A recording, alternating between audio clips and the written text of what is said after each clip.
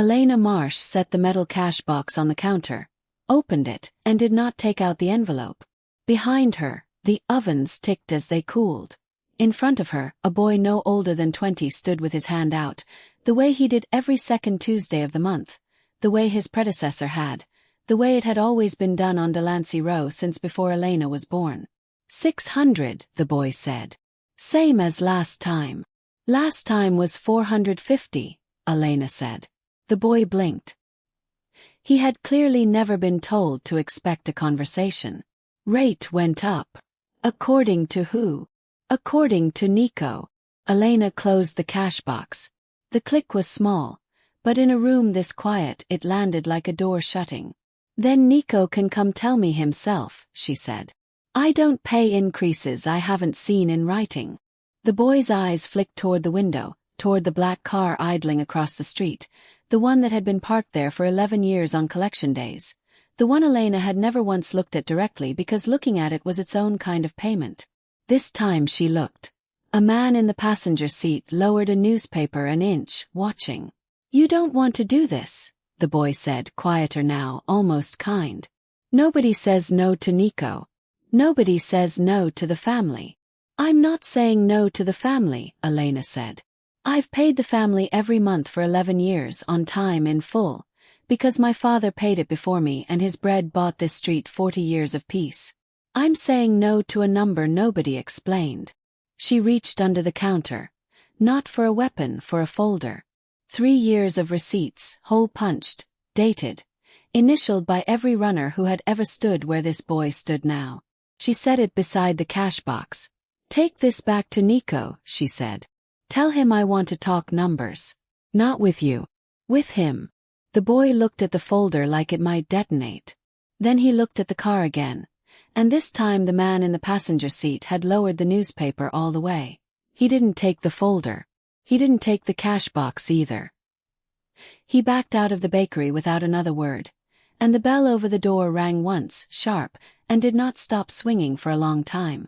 Elena stood alone in the smell of yesterday's bread, her heart going harder than she would ever admit out loud, and looked down at the folder she had just risked everything on. Somewhere in those pages was a number that didn't add up. She had felt it for months, a small wrongness she couldn't name, the way you know a scale is off before you know by how much. Now she was about to find out exactly how much, and who had been pocketing the difference. Elena's hands were still trembling slightly when she flipped the sign on the door to closed, though it was 2 hours before her usual time.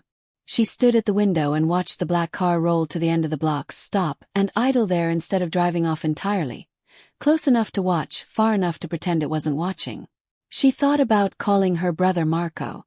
She thought about calling no one at all, locking the door, and pretending the folder was still safely under the counter where it had lived, untouched, for 3 years. Instead she went back to the register, opened the cash box one more time, and counted out exactly $450. The old rate, the honest rate, the rate she was still willing to pay. She sealed it in an envelope of its own and set it beside the folder. If Nico wanted the difference, he was going to have to come explain it to her face. She had decided that much, standing alone in a bakery that smelled like yesterday's bread, before she had any idea how far the number would actually take her. The black car pulled away from the curb. Did not go far. Delancey Row was 6 blocks of the kind of businesses that don't advertise. A deli that had never changed its awning, a shoe repair shop older than the neighborhood's oldest resident, a bakery with a faded gold sign that still read Marsh and Daughter even though the daughter now ran it alone. Elena had inherited 3 things from her father when he died 4 years earlier. The ovens, the recipes, and the ledger. He'd kept the ledger in a hand he could barely read, but Elena had rebuilt it the way she rebuilt everything. Methodically in her own square print, 1 column for flour costs, 1 for wages, 1 for the payment that went out every second Tuesday to a man named Nico Bianchi. Her father had called it the toll. Never protection, never a favor. The toll like a bridge you had no choice but to cross. Pay it, and trucks didn't get flat tires on delivery day. Windows didn't break at 3 a.m. Inspectors didn't find violations that weren't there. Elena had grown up understanding the arrangement the way she understood gravity. Not something you liked, something you accounted for. What she had never done, not once in 11 years, was question the number. She was good with numbers. It was the one thing about her that people underestimated on sight. A woman covered in flour by 6 a.m., forearms strong from kneading. Hardly the picture of an accountant. But she had done her father's books since she was 16, and later, other people's books too, quietly, for cash, for neighbors who couldn't afford a real accountant and trusted her discretion. She knew what an honest ledger looked like. She knew what one looked like when somebody was leaning on it. The toll had risen twice in 3 years. Both times Nico had explained it in person briefly, respectfully. Costs going up all around, protection isn't cheap, you understand. Elena had understood. She had paid. This time the runner hadn't even bothered to send Nico. That was what had actually set her off, more than the number itself. It told her something about how she was viewed. As a line item, not a person who might ask questions. She thought of her father saying once near the end, when the chemo had made him thin and philosophical. Whatever you owe them, Elena, know exactly what it is. Never let a debt stay vague. Vague debts are how men like that eat you slowly. She hadn't understood him then. She thought she did now. Dominic Rossi, by contrast, was a man Elena had seen exactly 4 times in 11 years. Twice at her father's funeral, once at a street fair the family sponsored every summer, once from a distance outside a restaurant that had reopened under new management within a month of refusing to pay him anything at all. He did not collect. He did not need to be seen collecting. He owned a construction firm that was, on paper, entirely legal, employed half of Delancey Row's cousins and nephews, and had a reputation, even among the shop owners who feared him, for being a man who kept his word. What people said about Dominic, when they said anything, was that he trusted his own crew completely, almost to a fault. He had grown up with Nico Bianchi the way brothers grow up together, in the same 3-room apartment above what was now the deli, sharing a bed some winters when the heat went out. When Dominic's father died and the organization passed to him at 26, it was Nico who had held the street together for him. Nico who had made sure no rival crew tested the transition. Nico who Dominic trusted with the books, the collections, the whole machinery of what kept Delancey Row peaceful. Nico Bianchi, for his part, was liked. That was the strange, uncomfortable truth of him. He remembered birthdays. He'd once carried an old woman's groceries up 4 flights when her knees gave out. He wore a soft brown coat and spoke quietly, and when he collected the toll himself, which was rare now, he always asked after people's families first. He had also, in the past 8 months, started wearing a watch that Elena, who noticed prices the way other people noticed weather, recognized as costing more than her monthly rent. She'd clocked it and let it go. A gift, maybe. None of her business.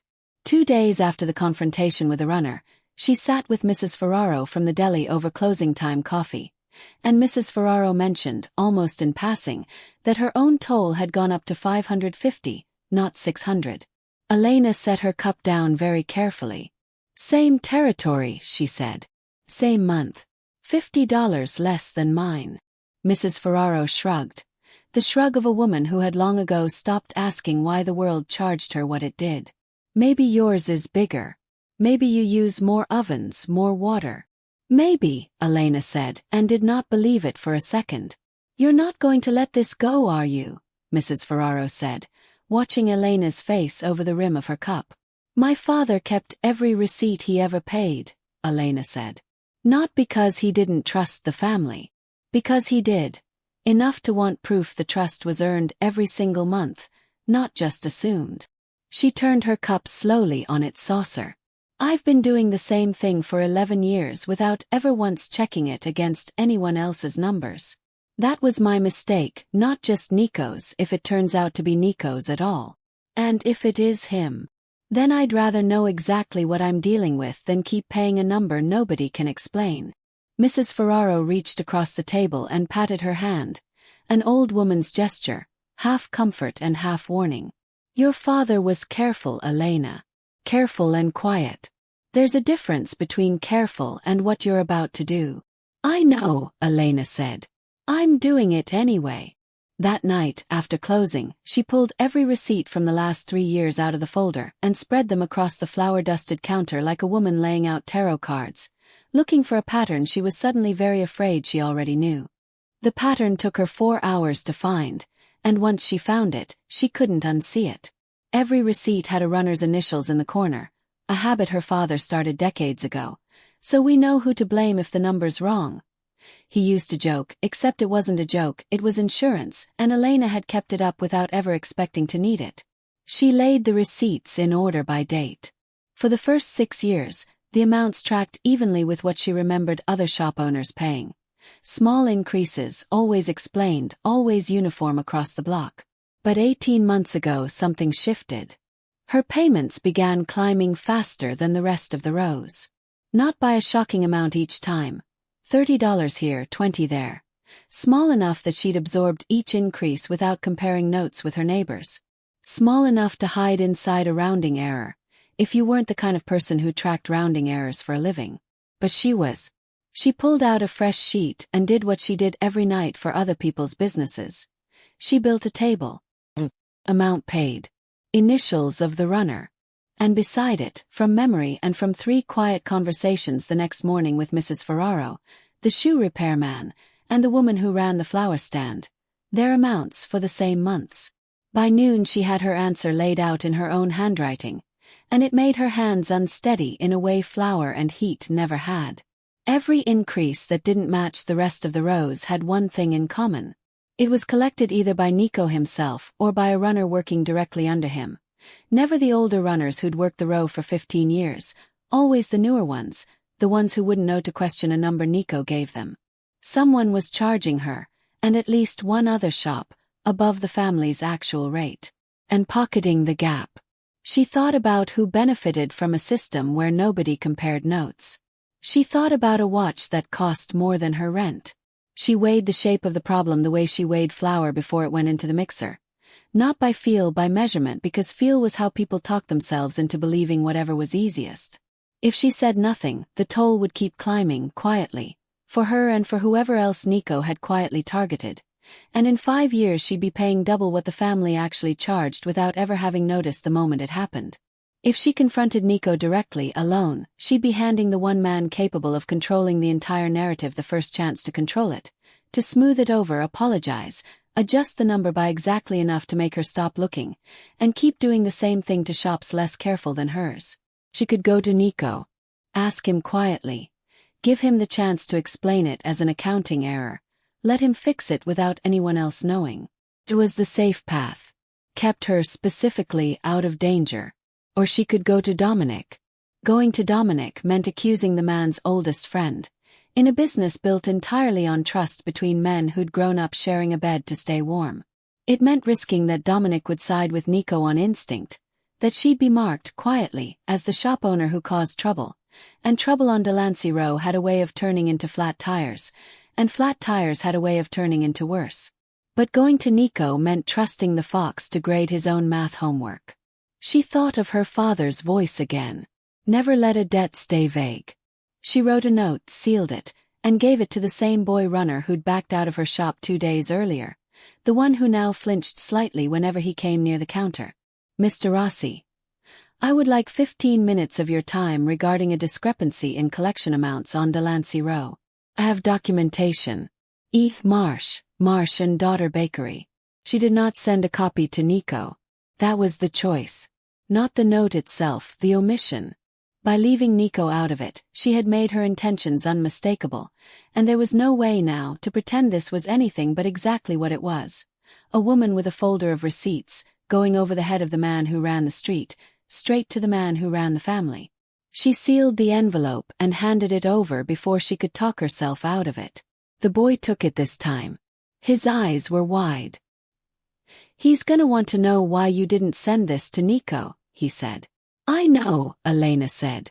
You're not scared. Elena looked at her father's ledger, still open on the counter. His cramped handwriting from a decade she barely remembered. Every entry honest to the cent because that was the only kind of business he'd known how to run.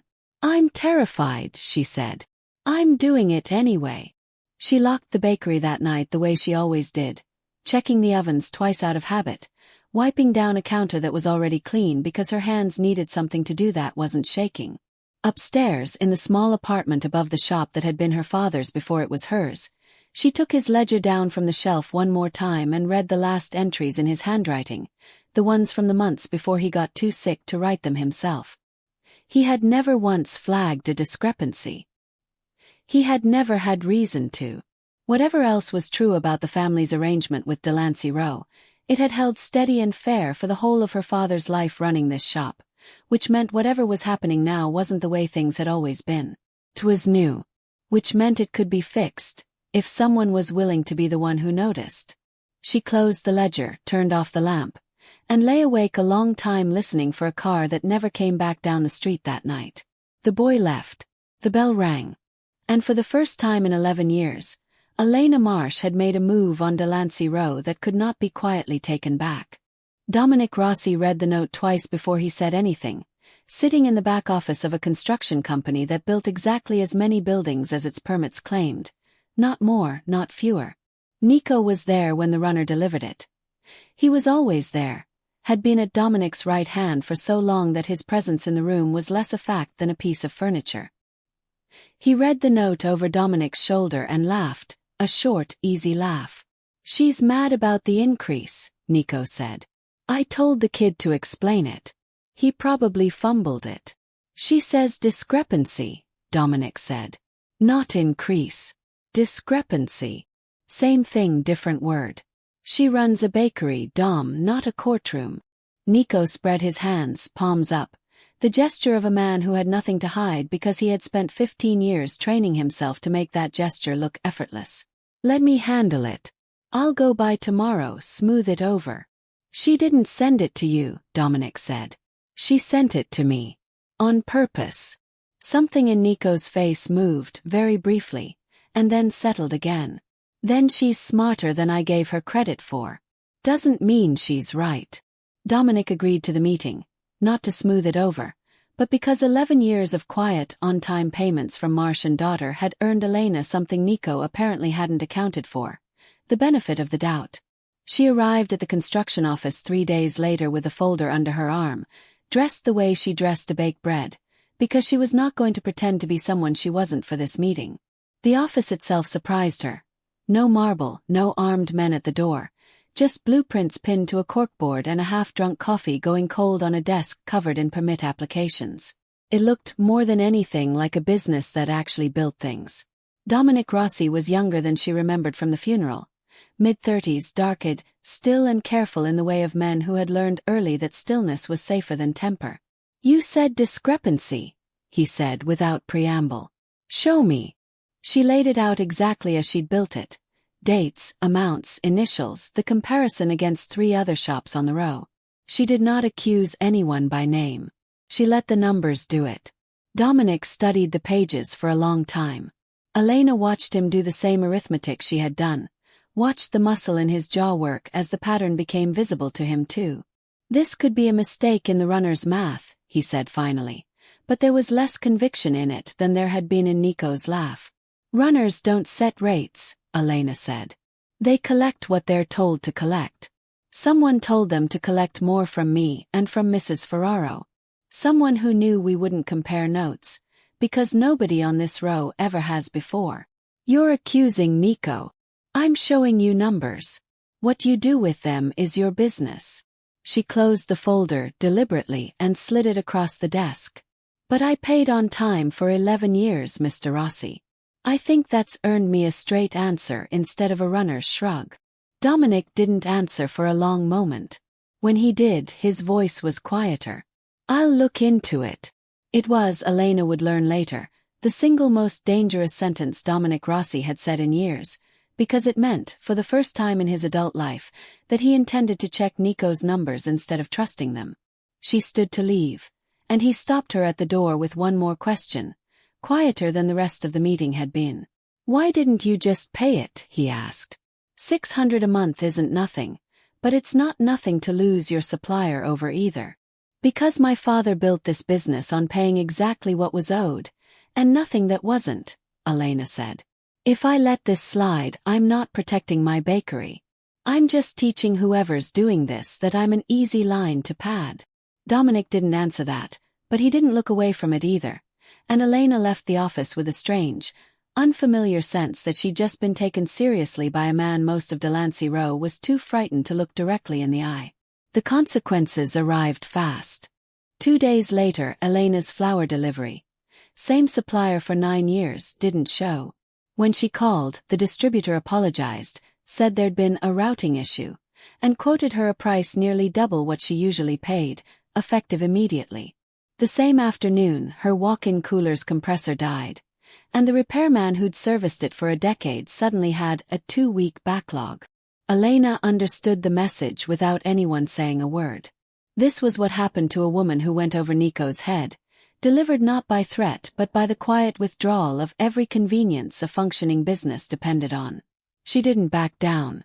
She called around, found a new distributor at a worse rate but a reliable one, fixed the cooler herself with a video tutorial and a borrowed toolkit, and kept baking. That same week, she found her second witness. The shoe repairman Sal had been paying the Row's standard rate for years, but 3 months ago, without explanation, his rate had jumped too, collected personally by Nico as a favor so you don't have to deal with the runners. Sal had been grateful for the personal touch. He hadn't thought to ask why the favor cost him an extra $60 a month. He said it was for extra patrols, Sal told Elena, embarrassed now to say it out loud. Said the block needed more eyes since the break-in on Ash Street. There had been no break-in on Ash Street. Elena checked. That evening, going through Sal's numbers against her own, she found something new. A term in the corner of Nico's most recent receipts, small, almost illegible, SAR, followed by a dollar figure that appeared nowhere in the family's official rate sheet, which Dominic had, for the first time in Nico's tenure, actually requested and shared with her under the promise of discretion. Special rate. A rate that existed nowhere except in the amounts Nico personally collected, from the shop owners least likely to compare notes. She sat with that for a long moment before she called Sal back over to look at it with her. He read the small letters twice, his weathered face going still. He called it a favor, Sal said again, softer this time, like the word tasted different now. 15 years I've had my shop on this block, and I thought that man collecting from me himself instead of sending some kid meant he respected me. He shook his head. Meant he thought I wouldn't check. You checked, Elena said. Eventually. Only because you asked me to. It was the first hard proof that this wasn't sloppy math. It was a system. Small, quiet, sustained, and entirely Nico's. Dominic asked Elena to bring everything to the construction office again, this time without telling Nico the meeting was happening. He'd spent 4 days pulling his own records. Bank drops, the old ledgers his father had kept before him, files nobody had opened in years because nobody had ever needed to.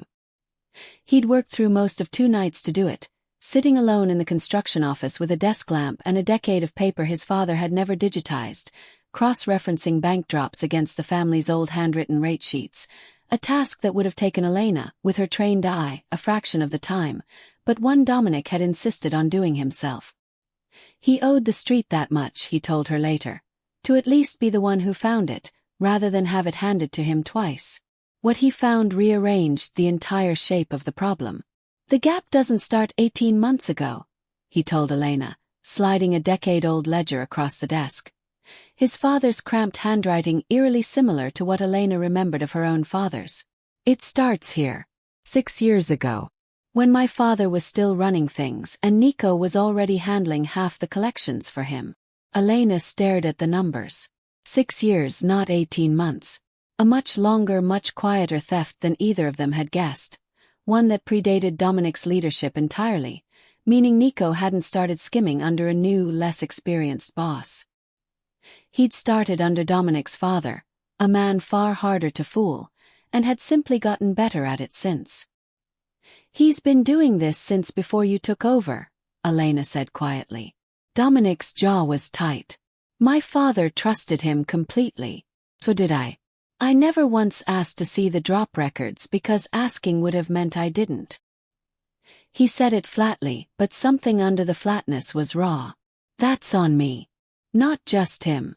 Elena, for the first time since she'd walked into this office, felt something that wasn't quite sympathy but was close to it. Trusting someone isn't the crime, she said. Never checking is just how you let it keep happening. You checked everything. Every month for 11 years. Dominic looked at her, and there was something almost envious in it. Doesn't it get exhausting? Never letting yourself just believe someone. It's not about not believing them, Elena said.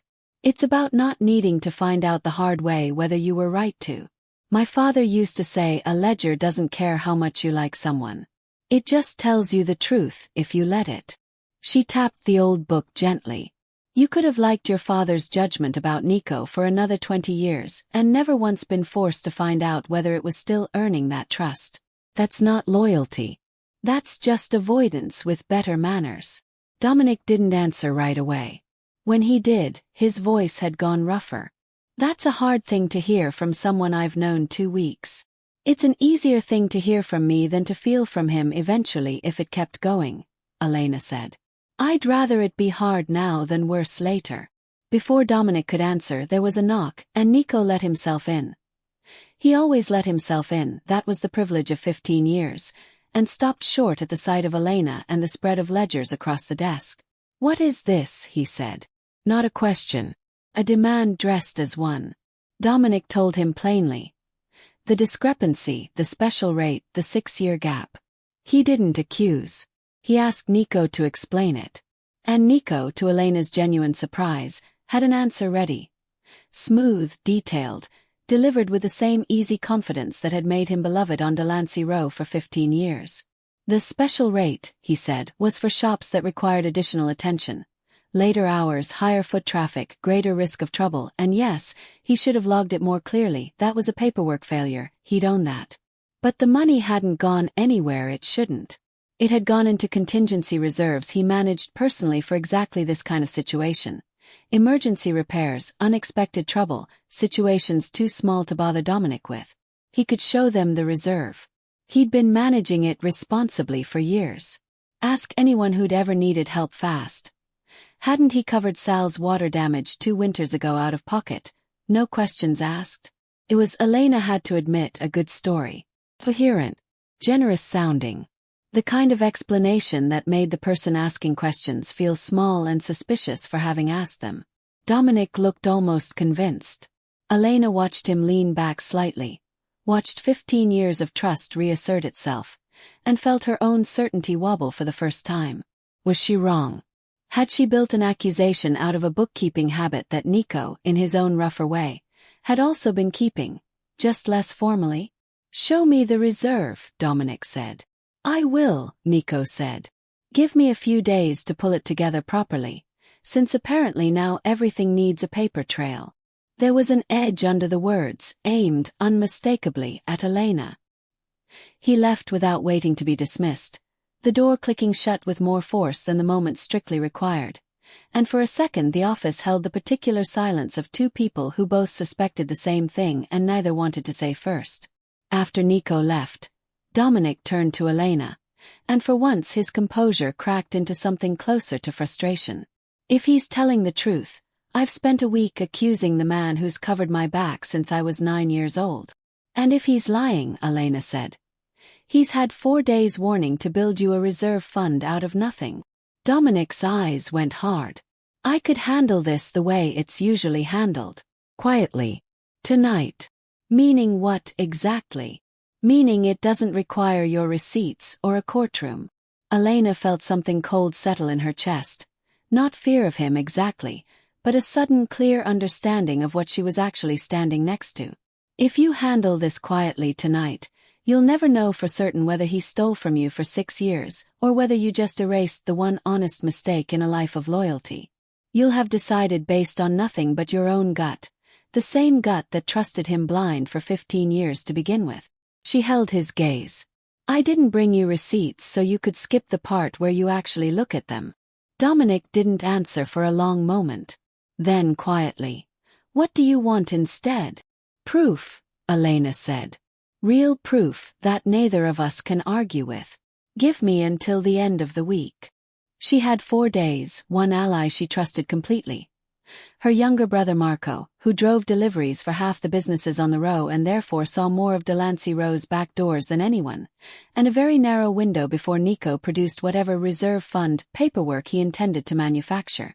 She started the way she always started a difficult batch of dough, by laying out every ingredient before she touched any of them, so nothing would be missing halfway through.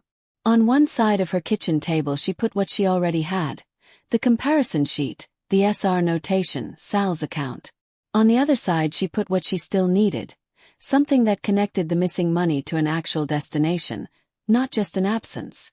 The four-part case built itself the way Elena built everything. Methodically. The central clue was already hers, the SR notation and the pattern of overcharges, which she organized into a single, clean comparison sheet even a stranger could follow in 30 seconds. The credible witness was Sal, who agreed, nervously but firmly, once Elena reminded him there had been no break-in on Ash Street to justify Nico's extra patrols story, to say on record exactly what he'd been told and exactly what he'd paid. The independent verification came from Marco.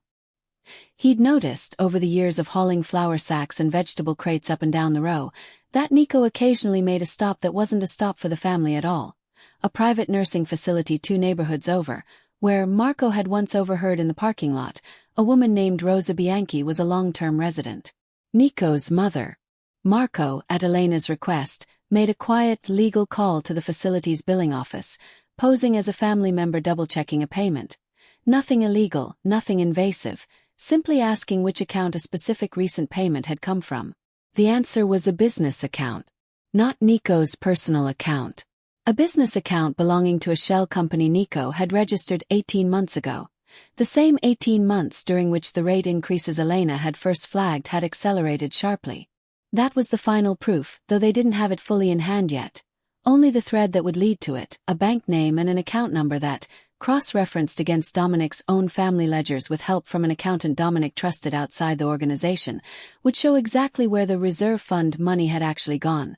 Not to emergencies on Delancey Row, but to a care facility, routed through a shell account to keep it separate from anything Nico could be asked to explain in a hurry. While Elena and Marco worked, Dominic did something he had never done before in his adult leadership of the family.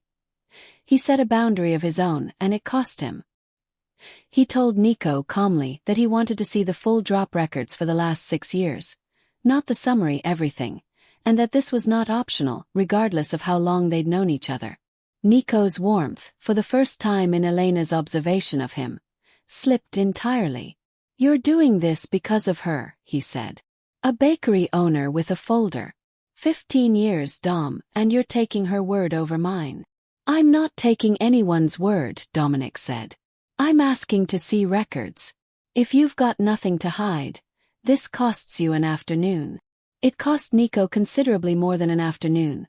3 days of stalling, a partial ledger that conveniently excluded the account Marco had already traced, and one moment, late on the 4th night, when Elena, closing up the bakery, found Nico waiting outside under the gold Marsh and daughter sign. He didn't threaten her. That was almost worse. He simply stood there, hands in his coat pockets, and said quietly, "You don't know what 15 years of doing the ugly parts of this job so Dom never has to feels like. You don't know what it costs to watch your mother forget your name a little more every visit, and know exactly how much the good facility costs, and exactly how little this life pays a man for loyalty." His voice didn't rise. "I'm not proud of the shell account. I am not sorry about my mother's room." Elena, more steadily than she felt, said, "I'm not the one you have to answer to. But you took it from people who trusted the same peace my father trusted." "Oh, Mrs. Ferraro. Me. You didn't have to steal from your own street to take care of her. You could have asked Dominic for help honestly, and I actually think, he'd have given it." "You don't know him the way I do," Nico said, but the certainty in it had thinned. "Maybe not," Elena said. "But I know what he did the first time someone showed him a discrepancy instead of a rumor. He didn't reach for anything except a ledger. I think you've spent so long deciding what he'd say that you never actually gave him the chance to say it." Nico's face, for one unguarded second, looked almost like grief. Then it closed again, and he walked away into the dark without answering. Elena went inside and called Dominic immediately, hands shaking slightly for the first time in this whole ordeal, not from fear of Nico now, but from the weight of what she'd just watched. Not a monster, a man who had made himself into a thief, one quiet justification at a time.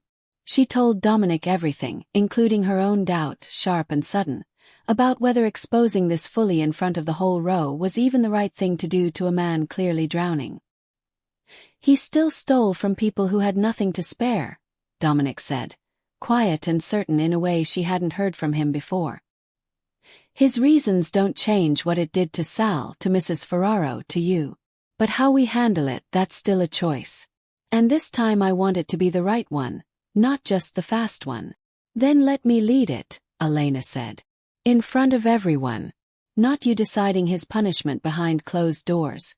The whole row seeing the truth at once, together, the way we should have been trusted with it from the start. There was a long pause on the line. Friday, Dominic said finally. Collection day. Your bakery. By Friday morning, Marco's contact at the care facility had confirmed, in writing, the source account for 11 months of payments. Dominic's outside accountant had traced the shell company back to Nico's own signature on the incorporation papers. Sal had agreed to speak. Mrs. Ferraro, once she understood what her $50 discount had actually meant, had agreed too. Her jaw set in a way Elena had never seen on the older woman before. I thought he liked me, Mrs. Ferraro had said quietly the night before. $50 less, and I thought it meant something about who I was to him. Instead it meant he thought I was the type who wouldn't ask why.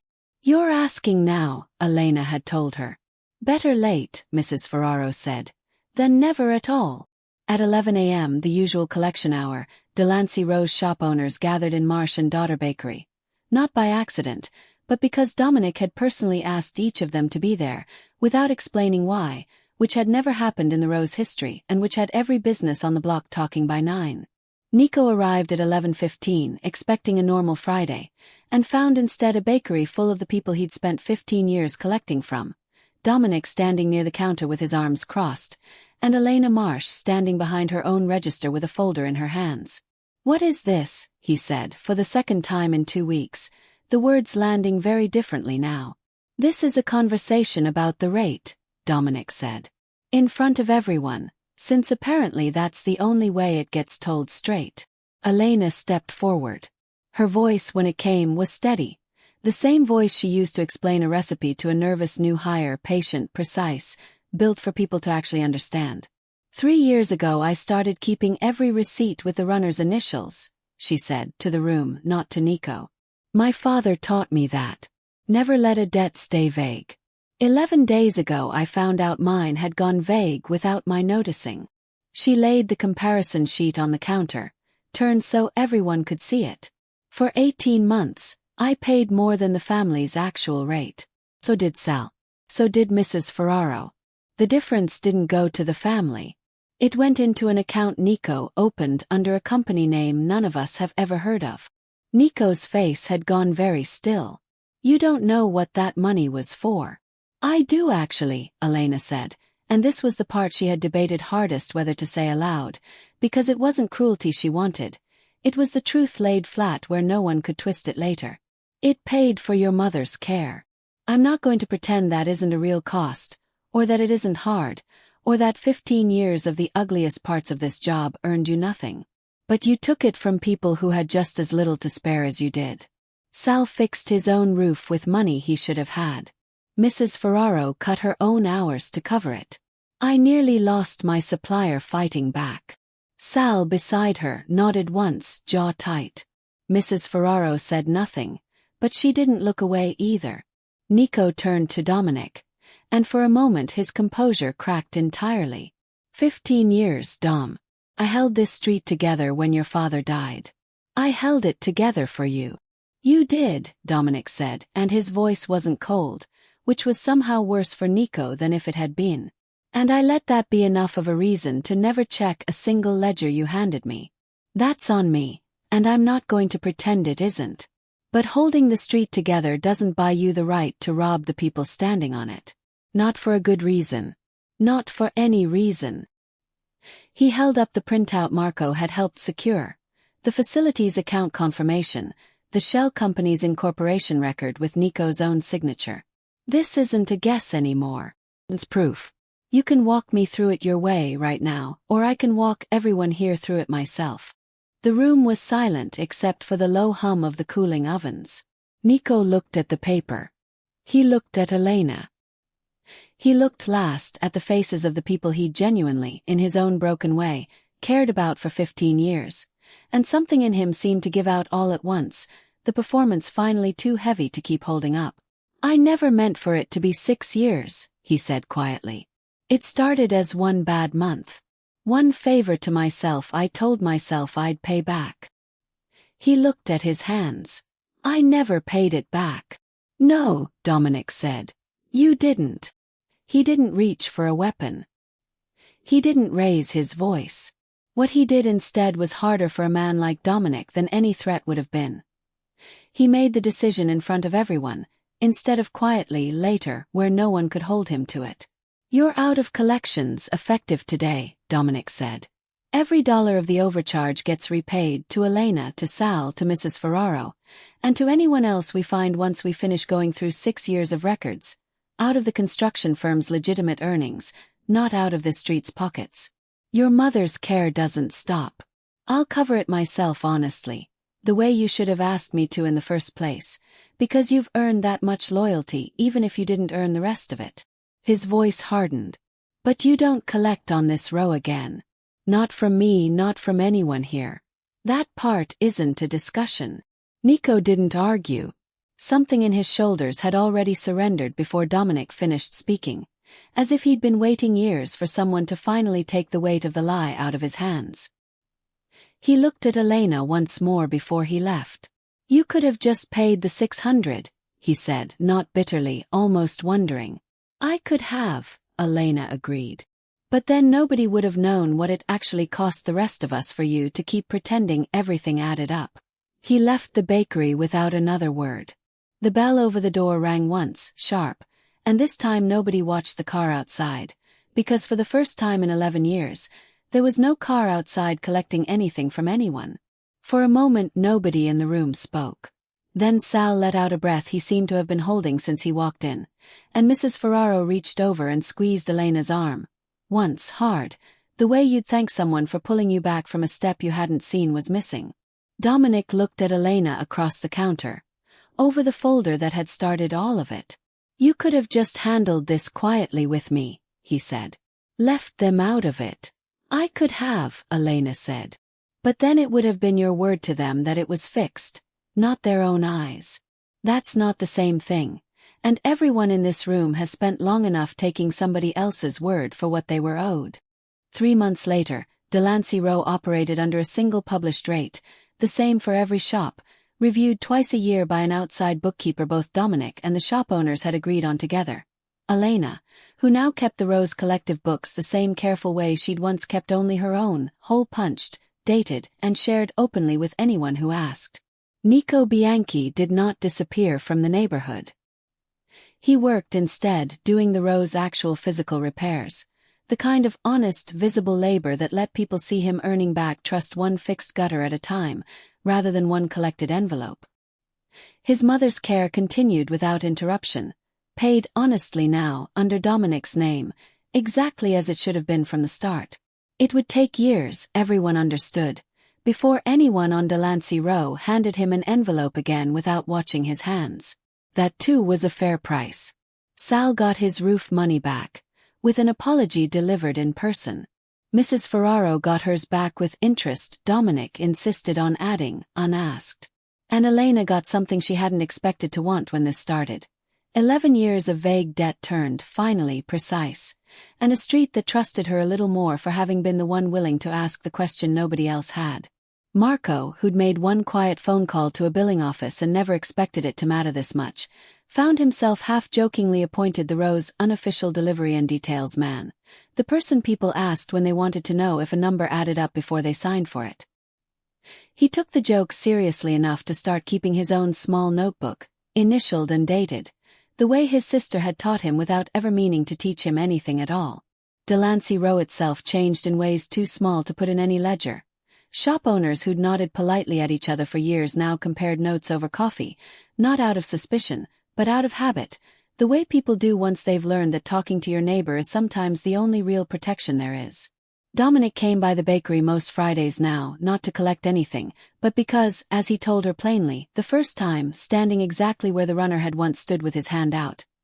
He liked the coffee, and he liked arguing with her about whether trust without verification was really trust at all, a conversation neither of them tired of. She didn't let him win the argument easily. He didn't expect her to. There was no grand declaration between them, no rescue, no envelope of anything except, once, a small paper bag of the first strawberries of the season, which he'd bought from the flower stand 2 doors down and handed over without ceremony, the way you'd hand something to a person you respected enough not to make a scene of it. She took them. She didn't make a scene either. It was enough. Her father's ledger still sat under the counter, its cramped handwriting a decade old now, honest to the cent, the way he'd taught her every real account should be, including she'd learned the ones between people, not just the ones between dollars. Loyalty is not the same thing as trust, and trust is not the same thing as never checking.